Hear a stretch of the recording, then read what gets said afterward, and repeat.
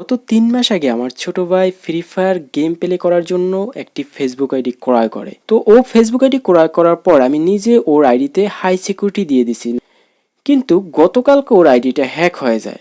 তো আমি সেটা দেখে অবাক, এত হাই সিকিউরিটি দেওয়ার পরও ওর আইডিটা কিভাবে হ্যাক করে। তো একটু ঘাটাঘাটি করে দেখলাম যার কাছ থেকে আইডিটা ক্রয় করা হয়েছে তখন আমরা দেখেই ক্রয় করে নিই, এই জন্য কিছু তথ্য দিয়ে আইডিটা সে হ্যাক করে নিয়ে গেছে। আমার কিন্তু আইডিতে নাম্বার পাসওয়ার্ড সব কিছু চেঞ্জ করা ছিল, হাই সিকিউরিটি দেওয়া ছিল, তারপরও কিন্তু হ্যাক করে নিয়ে গেছে। চলুন আজকে এই বিষয়ে আমরা সতর্ক হব। বর্তমানে কিন্তু ফেসবুক আইডি ক্রয় বিক্রয় হয়, সেটার মূল কারণ হচ্ছে ফ্রি ফায়ার এবং পাবজি গেম আইডি থাকে ফেসবুকে, এই জন্য। তো সেক্ষেত্রে এই ফেসবুক ক্রয় বিক্রয়ের মধ্যে কিন্তু অনেক ভেজাল থাকে, তো তাদেরকে সতর্ক করার জন্যই আজকে আমার ভিডিওটা। তো দেখবেন যখন আপনি ফ্রি ফায়ার অথবা পাবজি রিলেটেড এরকমের আইডি ক্রয় করবেন, সেই আইডির উপর মানুষের টার্গেট থাকে বেশি। তো সেক্ষেত্রে যখন আপনি ক্রয় করবেন তখন যদি আপনি আপনার আইডিটাকে 100% সিকিউরিটি না দিতে পারেন, তাহলে কিন্তু আইডিটা পরবর্তীতে হারিয়ে ফেলতে পারেন। তো আজকের ভিডিওতে আমি দেখাবো কোন বিষয়গুলো লক্ষ্য করে তারপর আপনি আইডি ক্রয় করবেন। আর এখানে এমনও কিছু সেটিং আছে যেগুলো আইডিতে থাকলে কখনোই ক্রয় করবেন না, এবং আপনারা এগুলো দেখে যদি আইডি ক্রয় করেন তাহলে আপনাদের আইডি কখনো কেউ নিতে পারবে না এবং চাইলেও কেউ হ্যাক করতে পারবে না। কথা না বাড়িয়ে চলুন দেখে আসি কিভাবে আপনি কোন বিষয়গুলো ফলো করে আইডি ক্রয় করবেন। যখন আপনি আইডি ক্রয় করবেন সে অবশ্যই আপনাকে নাম্বার পাসওয়ার্ড দিবে। তো শুরুতে আপনি ফেসবুক আইডিটাকে লগ ইন করে নেবেন। তো সিকিউরিটিটাকে আমি 3টা ভাগে ভাগ করছি। ফার্স্ট হচ্ছে পার্সোনাল ইনফরমেশন। তো সেক্ষেত্রে আপনি সরাসরি সেটিংয়ে চলে যাবেন, গিয়ে এখানে আছে পার্সোনাল ইনফরমেশন।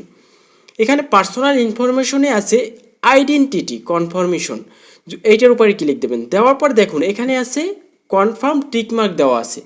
যদি এরকমের কনফার্ম টিকমার্ক দেওয়া থাকে তাহলে আপনি আইডি কখনোই ক্রয় করবেন না, কারণ এই টিকমার্ক দেওয়া থাকলে পরবর্তীতে সে আইডি ব্যাক করে নিতে পারবে।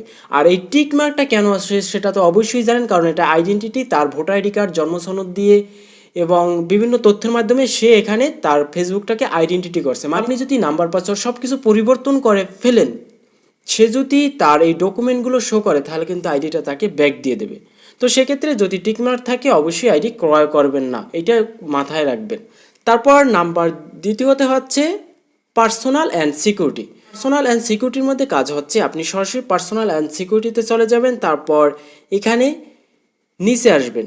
তো নিচে আসলে দেখা যাবে অ্যাডভান্স। তো অ্যাডভান্সে কিন্তু 2টা ধাপ আছে।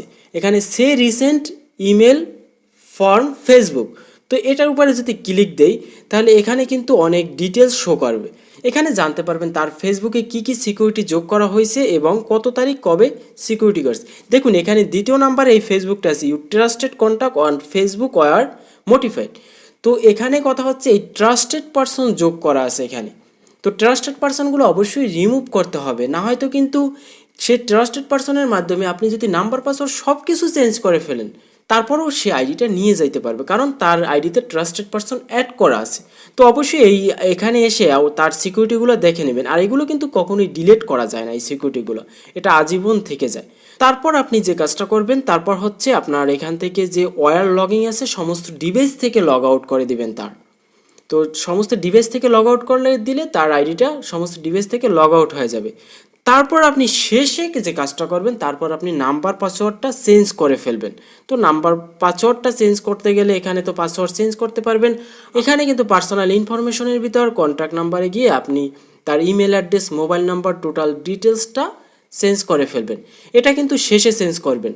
আর আমরা শুরুতে করি কি নাম্বার পাসওয়ার্ড জিমেল চেঞ্জ করে ফেলি, এই সিকিউরিটিগুলো দেখি না, পরবর্তীতে 3 মাস পর সেই আইডিটা নিয়ে যায় হ্যাক করে। আজকের ভিডিও এই পর্যন্তই। ভালো থাকবেন, সুস্থ থাকবেন। আর যদি কোনো কিছু বুঝতে সমস্যা হয় তাহলে অবশ্যই কমেন্ট করতে ভুলবেন না। তো আজকের ভিডিও এই পর্যন্তই। আল্লাহ হাফেজ।